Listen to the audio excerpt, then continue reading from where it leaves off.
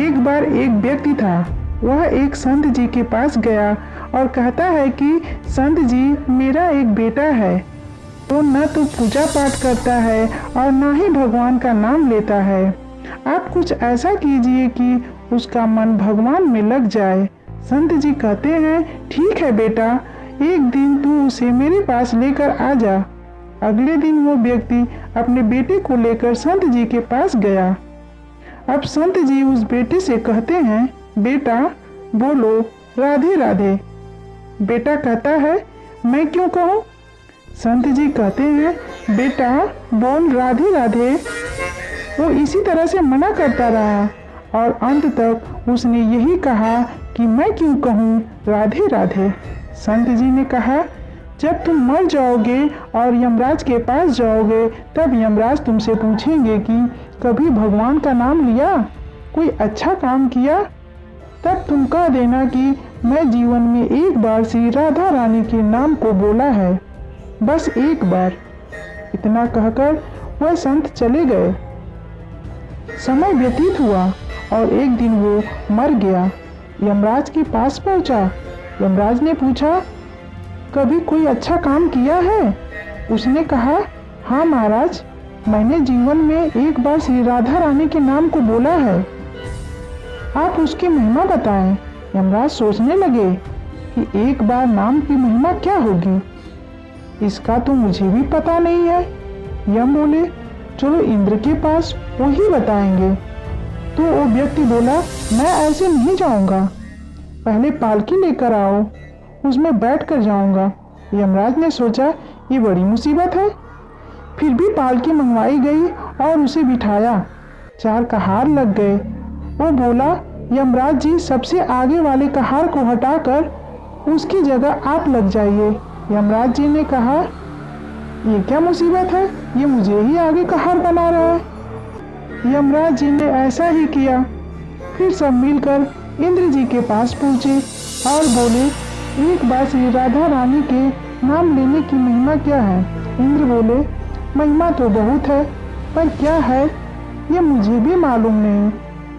बोले, चलो ब्रह्मा जी के पास चलते हैं, वही बताएंगे। वो व्यक्ति बोला, इंद्र जी ऐसा है, दूसरे कहार को हटाकर आप यमराज जी के साथ मेरी पालकी उठाइए। अब एक और यमराज पालकी उठा रहे हैं और दूसरी तरफ इंद्र लगे हुए हैं। पहुंचे ब्रह्मा जी के पास। ब्रह्मा जी ने सोचा कि ऐसा कौन सा प्राणी ब्रह्मलोक में आ रहा है जो स्वयं इंद्र और यमराज पालकी उठाकर ले आ रहे हैं। ब्रह्मा जी के पास पहुंचे। सभी ने पूछा कि एक बार श्री राधा रानी के नाम लेने की महिमा क्या है? ब्रह्मा जी बोले, महिमा तो बहुत है, पर वास्तविकता क्या है कि ये मुझे भी पता नहीं है, लेकिन हाँ, भगवान शिव जी को जरूर पता होगा। वो व्यक्ति बोला कि तीसरे कहार को हटाइए और उसकी जगह ब्रह्मा जी आप लग जाइए। अब वो करते ही क्या, क्योंकि महिमा तो बताना था। अब पालकी के एक और यमराज हैं, दूसरी तरफ इंद्र और पीछे ब्रह्मा जी हैं। सब मिलकर भगवान शिव जी के पास गए और भगवान शिव से पूछा कि प्रभु जी, राधा रानी के नाम की महिमा क्या है? केवल एक बार नाम लेने की महिमा आप कृपा बताइए। भगवान शिव बोले कि मुझे नहीं पता, लेकिन भगवान विष्णु को जरूर पता होगी। वो व्यक्ति बोला, शिव जी, अब आप भी पालकी उठाने में लग जाइए।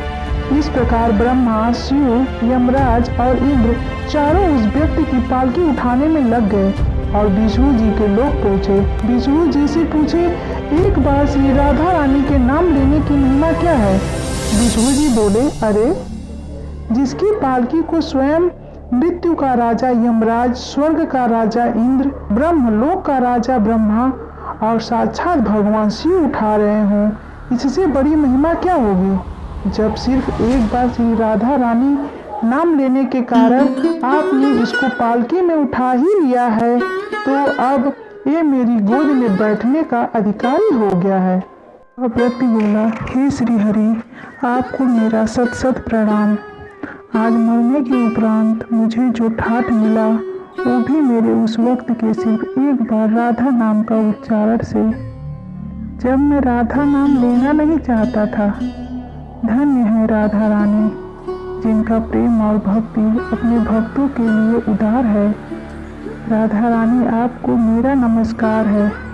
सत्य सत्य आपको प्रणाम है। इसके बाद सभी देवतागण भी राधा रानी के नाम की महिमा को जान चुके थे। वे सभी विष्णु भगवान को प्रणाम करते हैं।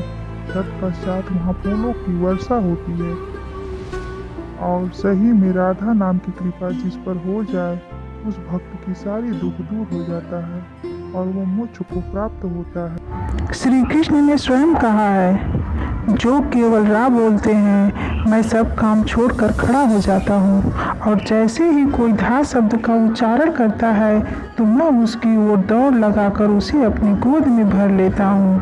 प्रेम से बोले राधे राधे।